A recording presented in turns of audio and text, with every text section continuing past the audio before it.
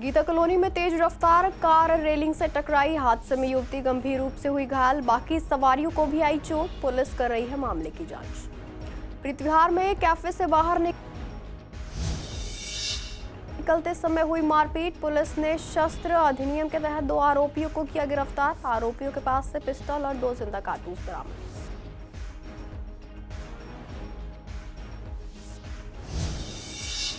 दिल्ली मेरठ के बीच तेज और सस्ती यात्रा का नया विकल्प। रेलवे और बसों से कनेक्ट होगी नमो भारत ट्रेन। यात्रियों ने कहा समय और पैसे दोनों से मिलेगी राहत। बीजेपी नेता के खिलाफ कांग्रेस का गुस्सा। रमेश बिधूड़ी के विवादित बयान पर कांग्रेस ने की माफी की मांग। जनता देगी बीजेपी को जवाब, कांग्रेस नेता का कहना। पुलिस ने चाकूबाज को किया गिरफ्तार। आरोपी के पास से चाकू हुआ बरामद। पंकज के खिलाफ पहले भी चोरी का मामला है दर्ज।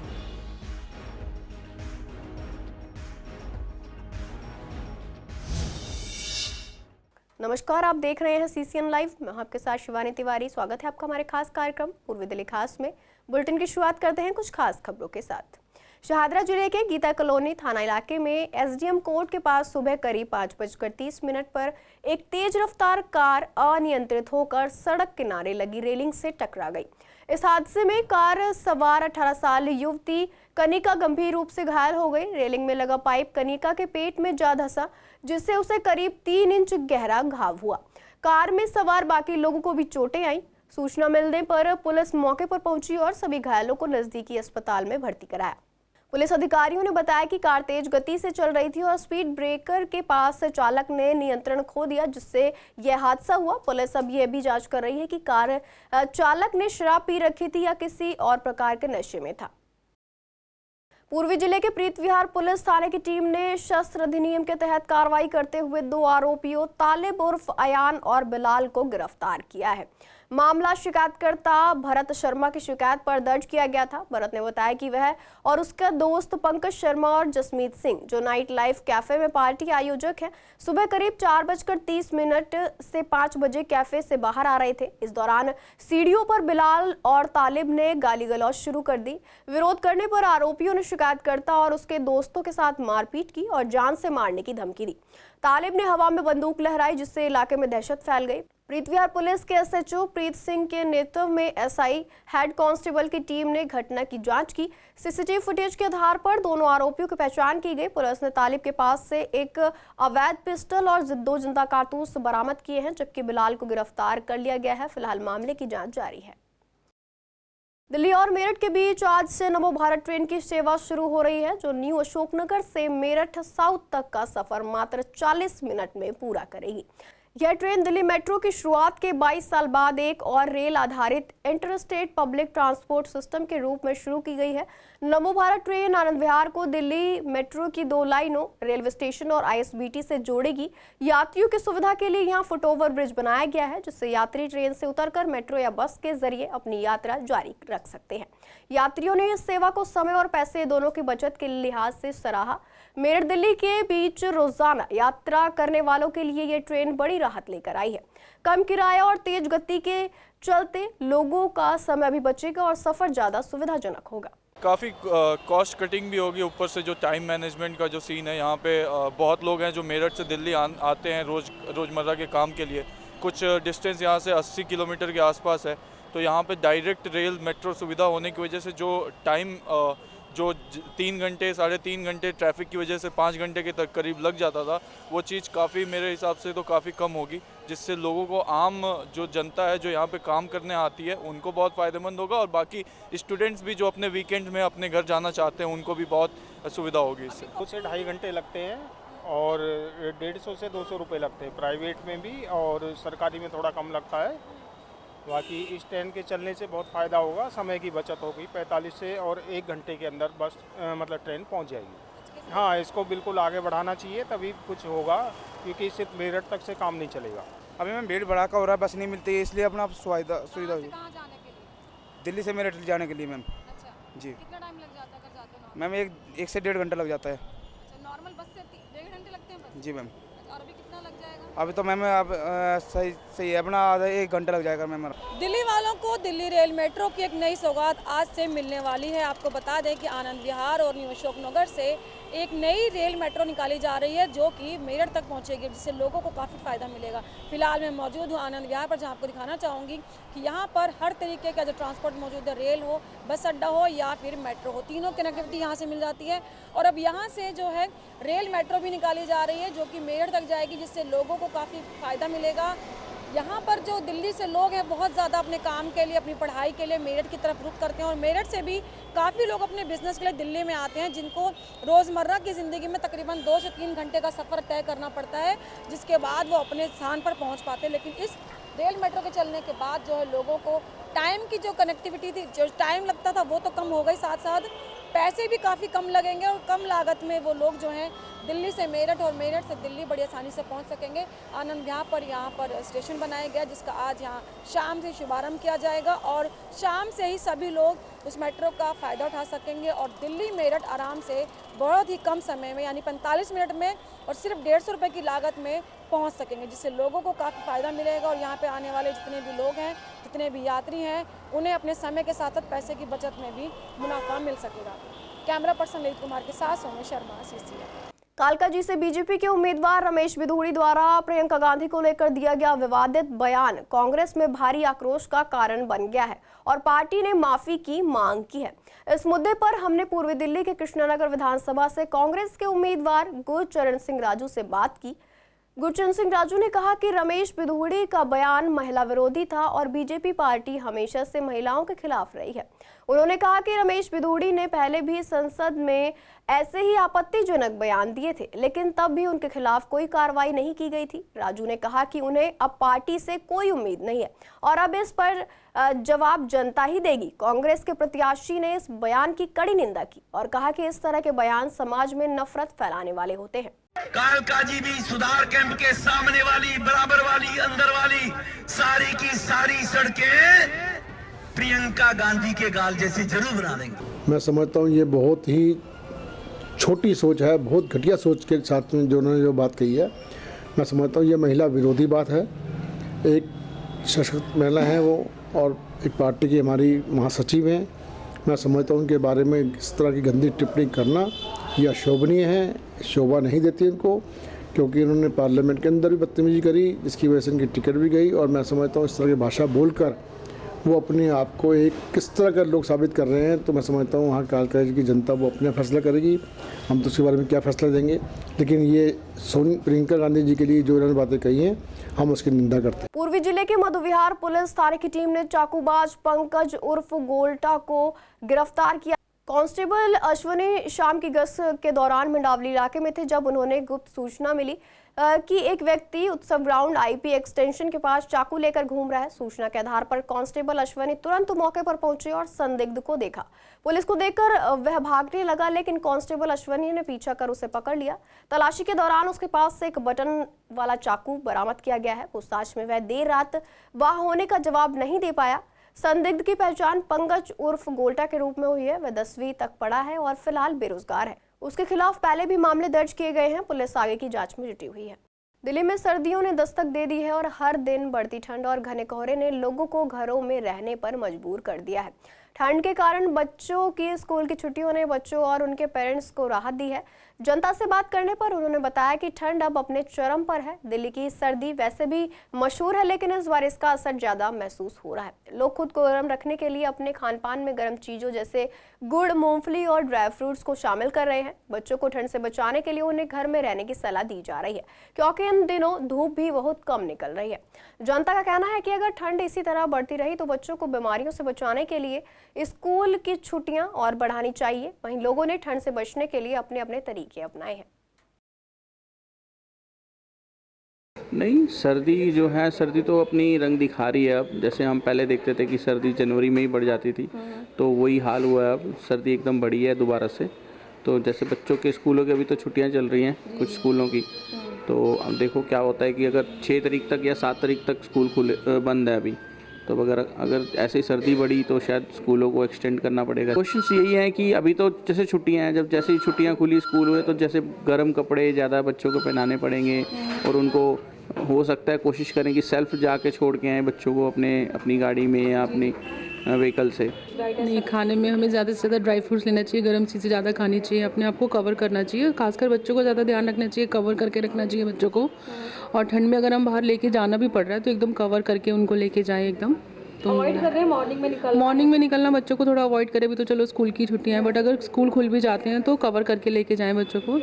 हाँ, थोड़ा सा तो केयर करनी पड़ती है बच्चों की अपनी, थोड़ा ये है कि हाथ वाथ अकड़ जाते हैं, काम रसोई में भी काम करना पड़ता है, सारी चीज़ें ही हैं। कुछ चेंजेस कर रहे हैं आप लोग, कुछ खाने में कुछ ऐसी चीज़ें जैसे हाँ, ऐसा तो कुछ नहीं है, नॉर्मली खाना खाते हैं हम तो, जो घर में नॉर्मल बनता है होता है। भैया सर्दियों के लड्डू बना लिए, वो बना लिए, गाजर का हलवा बना लिया, ये जो सर्दियों के करते हैं बस यही है। बहुत ज़्यादा ठंड लगती है हमें तो।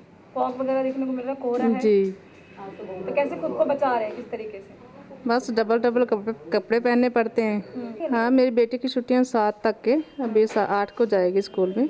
पूर्वी दिल्ली के कैंसर हॉस्पिटल में इलाज के लिए आने वाले मरीजों और उनके तीमारदारों को कई समस्याओं का सामना करना पड़ रहा है। यहाँ इलाज के लिए लोग दूर दूर से आते हैं, लेकिन सुविधाओं की कमी के कारण उन्हें लंबा इंतजार और परेशानियों का सामना करना पड़ता है। मरीजों को लंबी लाइनों में खड़ा होना पड़ता है और इलाज मिलने में भी देरी होती है। कैंसर जैसी गंभीर बीमारी से जूझ रहे मरीजों के लिए जांच रिपोर्ट्स भी काफ़ी समय बाद आती हैं, जिससे उन्हें बार बार अस्पताल के चक्कर काटने पड़ते हैं। रिपोर्ट्स आने में 1 महीने से लेकर 15 से 20 दिन तक का समय लग जाता है। यह स्थिति मरीजों और उनके तीमारदारों के लिए मानसिक तनाव का कारण बनती है। तीमारदारों का कहना है कि सर्जरी और रिपोर्ट्स के लिए भी लंबा समय लिया जाता है, जो मानसिक पीड़ा को और बढ़ा देता है। इस पर अस्पताल प्रशासन को सख्त से सख्त काम करने की जरूरत है। मैं तो जी करीब 4 रोज़ पहले ही आया हूँ यहाँ पे, और इलाज जो है चाचा के यहाँ पे कैंसर है।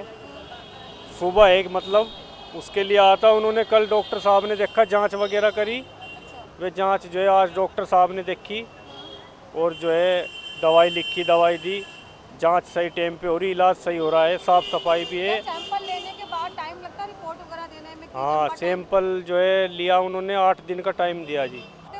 दिक्कतें होती हैं, प्राइवेट है, इमरजेंसी है, जो मरीज को दिक्कत होती है इमरजेंसी में जाओ दिखाइए। प्राइवेट मतलब पैसे लगते हैं उसमें? नहीं, इमरजेंसी है, अगर ज़्यादा दिक्कत है मरीज को तो इमरजेंसी में ले जा सकते हैं। लेकिन जांच की रिपोर्ट 8 दिन बाद ही आती है? हाँ, नहीं, कुछ रिपोर्ट ऐसी हैं जो 1-2 दिन में ही आ जाती हैं, कुछ ऐसी हैं जो 8 से 10 दिन के बीच आती हैं। हाँ, टाइम लग, कितना टाइम? 1.5 महीना 2 महीना का टाइम दे दे। अच्छा, इतना टाइम रिपोर्ट आने में? नहीं, टेस्ट का, टेस्ट वही टेस्ट जो हाँ, बार बार तो आएगा ही जब टेस्ट कीमो चढ़ेगा। और फिर डेट दिए हैं कीमो 1 चढ़ाने को, जांच तो ये डेट दे दिए हैं, वो डेट पर होगा।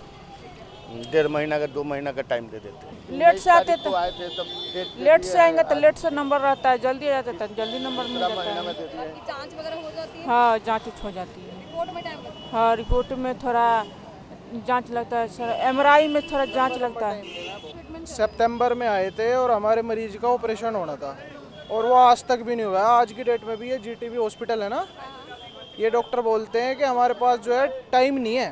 अच्छा, हाँ, ऑपरेशन के लिए हम अकेले पढ़ रहे हैं, हमारे पास ना तो स्टाफ है, हाँ, और ना हमारे पास डॉक्टर्स हैं इतने बढ़िया, और ना हम कर सकते। वो यहाँ पे हमने तो नहीं कराई, वैसे जहाँ तक 15 दिन में आ जाती है उसकी रिपोर्ट, 10 से 15 दिन हाँ हो जाता है। यहाँ गवर्नमेंट का तो मेरे को पता नहीं, हमने बाहर से कराई थी, वहाँ पे हमें 10 दिन बाद मिल गई थी रिपोर्ट।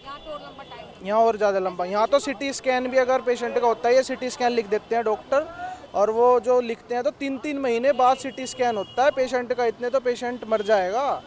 इस हॉस्पिटल का इतना बुरा हाल है, बहुत बुरा।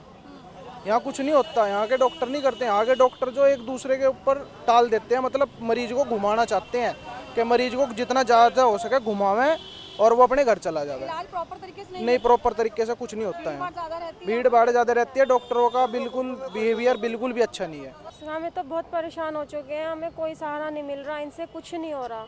इतने टाइम से हम लोग यहाँ पे आ रहे हैं इलाज कराने के लिए, असमत शनिवार में बुलाया, आज हम आए, आज बोलते हैं कि ऑपरेशन नहीं होगा, ले जाओ।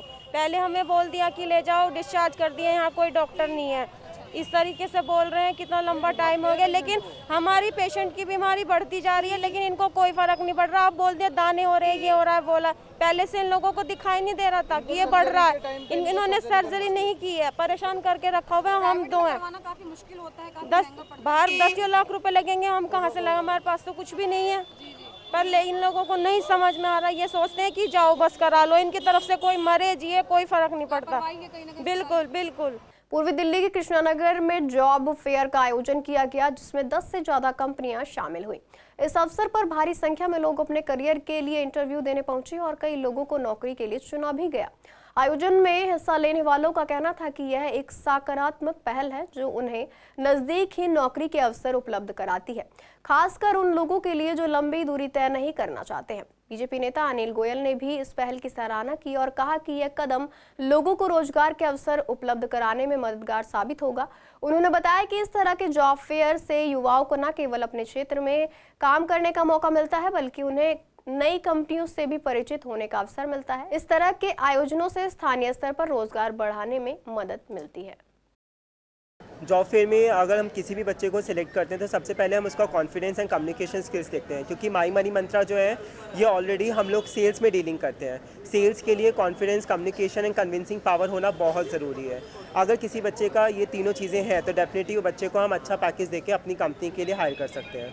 हर तरह की जॉब रिक्वायरमेंट हमारे यहाँ आती है। इस बार हमें अच्छा मौका मिला, यहाँ में कैंडिडेट भी अच्छे मिल रहे हैं, बच्चे आए हैं रिज्यूम दे करके जा रहे हैं। हम भी चाहते हैं अच्छे से अच्छी जॉबें लगे उन लोगों की, और हम लोगों के पास रिसेप्शनिस्ट की जॉब है, डाटा एंट्री ऑपरेटर की जॉब है, प्रोग्रामर की जॉब है, इस तरीके काफ़ी तरीके की जॉबें हैं, फील्ड की जॉबें भी आती हैं। तो यहाँ हमें अच्छा अवसर मिला आने का, ताकि रिज्यूम आ रहे हैं उन बच्चों की रिक्वायरमेंट पूरा करेंगे और बच्चों को भी इससे लाभ मिलेगा। और हमारा जो उद्देश्य है कि हर घर में रोज़गार पहुंचाना है हमारा, और हम लोग फ्री में जॉब्स प्रोवाइड कराते हैं इस कंपनी के उद्देश्य से, जिसका नाम है प्रोएक्टिव 7। और इसमें हम लोग जो जॉब्स प्रोवाइड कराते हैं वो हम आपका जैसे लाइक एज एडमिशन काउंसलर हो गए, ठीक है, और देन हम आपका लोन्स का प्रोवाइड कराते हैं, जिसमें लोन की सर्विसेज प्रोवाइड होती है। बैंकिंग टू प्रोसेस जितने भी होते हैं आपके, वो हम लोग आपको यहाँ पे जॉब प्रोवाइड कराते हैं। देखिए, ये जॉब फेयर हमारा आज चौथा जॉब फेयर है जो हम लोग पिछले 2 वर्षों से लगा रहे हैं। और इस जॉब फेयर में हम लोग जो युवा बच्चे हैं जो नौकरी नहीं कर रहे हैं, उनके बहुत सारी कंपनीज़ को बुलाते हैं और वो उनका इंटरव्यू लेकर उनको जॉब देती हैं। आज हमने जो पिछले 1 साल में जो कुछ बच्चे जॉब पाए हैं हमारे माध्यम से, वो भी यहाँ आज उपस्थित हैं। और इसमें जो उनकी काबिलियत के अनुसार जो HR का जॉब है, कंप्यूटर ऑपरेटर का जॉब है, डेटा एंट्री ऑपरेटर का जॉब है, नर्सिंग का भी है, रिसेप्शनिस्ट का भी है। तो इस तरह के जॉब्स आज यहाँ आई हैं 10 कंपनी, लेकिन हर बार करीब 20 से 25 कंपनियाँ यहाँ होती हैं और जिसके माध्यम से हम जॉब देते हैं। और हमारा एम ये है कि कृष्णानगर विधानसभा में हर युवा को रोज़गार दें, ये हमारा संकल्प है। और ये हम लोग, अभी तो चुनाव है, हम इसको पिछले 2 साल से कर रहे हैं इस संकल्प के साथ कि किसी भी घर में युवा है जो काम करने चाहते हैं और जो स्किल्ड हैं या अनस्किल्ड भी हैं, उनको हम जॉब देकर उनके परिवार को एक सपोर्ट स्ट्रक्चर दें। शास्त्रीनगर के बाबा बालकनाथ मंदिर में आज बाबा भैरवनाथ के जन्मदिन के उपलक्ष्य में भंडारे का आयोजन किया गया। कार्यक्रम में बड़ी संख्या में भक्त शामिल हुए और भजन कीर्तन का आनंद लिया। भक्तों ने बाबा का आशीर्वाद प्राप्त किया। भंडारे में बीजेपी प्रत्याशी अनिल गोयल, कांग्रेस नेता गुरचरण सिंह राजू और विजय गल्होत्रा भी मौजूद रहे। गुरचरण सिंह राजू ने बताया कि हर साल इस दिन को बाबा बालकनाथ स्थापना दिवस के रूप में मनाया जाता है। मंदिर के संस्थापक ने बताया कि मंदिर की स्थापना के बाद से हर साल यह भव्य आयोजन होता है, जिसमें हजारों भक्त भाग लेते हैं। आयोजक रमेश ने बताया कि यह परंपरा बाबा के प्रति श्रद्धा और भक्तिभाव का प्रतीक है। गत वर्षों से प्रोग्राम करते हैं, बाबा गोरखनाथ की गद्दी लगती है, यहाँ पे बड़े बड़े लोग, वर्चस्व वाले लोग और बड़े बड़े लोग आशीर्वाद लेने आते हैं। तो आज हमारे बीच में डॉक्टर अनिल गोयल जी हैं जो उम्मीदवार हैं यहाँ से भारतीय जनता पार्टी के, तो उनके लिए यहाँ आशीर्वाद लेने आए। आशीर्वाद तो उनको मिलेगा। यहाँ की जनता में बड़ा उत्साह है गोयल जी के आने से। पहले बाबा गुरु गोरखनाथ धूना यमुना किनारे था, वो गवर्नमेंट ने तोड़ दिया था, उसकी वजह से हमने बाबा गोरखनाथ का न्यू लाहौर कॉलोनी शास्त्री नगर में बनाया था। तो ये हर साल हर वर्ष हम बाबा गोरखनाथ जी की स्थापना दिवस मनाते हैं। करकड़ुमा गांव में हाल ही में एक स्वास्थ्य कैंप का आयोजन किया गया, जिसमें स्थानीय लोगों के लिए ब्लड प्रेशर, शुगर और आंखों की मुफ्त जांच की गई। इस कैंप का उद्देश्य लोगों को उनके स्वास्थ्य के प्रति जागरूक करना और किसी भी बीमारी का समय रहते पता लगाना था। कैंप में आए एक स्थानीय निवासी ने बताया कि यह कैंप बहुत मददगार साबित हो रहा है। पिछले कुछ महीनों में भी कई बार ऐसे कैंप आयोजित किए जा रहे हैं और इससे हमें अपने स्वास्थ्य पर ध्यान देने का मौका मिलता है। आज हमारे यहाँ करकड़ुमा अंबेडकर चौपाल के अंदर ये health checkup camp free checkup के लिए लगाया गया है। इसके अंदर सैकड़ों करकड़ुमा के निवासियों ने अपने स्वास्थ्य की जांच कराई है। इन कैंप के माध्यम से समाज का वो वर्ग जो हॉस्पिटल नहीं जा पाता और अपना नेग्लिजेंसी की वजह से अपनी जांच नहीं करा पाता, वो बुजुर्ग, वो माताएं, वो बहनें, वो सब लोगों को लाभ मिलता है यहाँ पर इन कैंप के अंदर। कैंप लगना बहुत अच्छा है गांव वालों के लिए, क्योंकि बाहर जाते जा नहीं पाते डिस्पेंसरी में भी, यहाँ के उनको बेनिफिट मिलता है। ये बहुत बड़ा कदम है जो है। देखिए, हेल्थ कैंप जो आंखों के लिए लगता है, जनरली पेशेंट्स में मोतियाबिंद की शिकायत होती है, जो लोग अफोर्ड नहीं कर पाते हैं और कहीं से पता लगता है मोतियाबिंद की जाँच है, मतलब मोतियाबिंद है उनको, तो वो कम रेट में कैंप में कराना चाहते हैं। तो हमारे यहाँ काफ़ी कम रेट में हम लोग पेशेंट्स को अच्छी सुविधा देना चाहते हैं मोतियाबिंद के ऑपरेशन की, जो लेज़र द्वारा किया जाएगा। फिलहाल के लिए पूर्वी दिल्ली खास में इतना ही। ऐसी तमाम अपडेट्स के लिए बने रही CCN लाइव के साथ।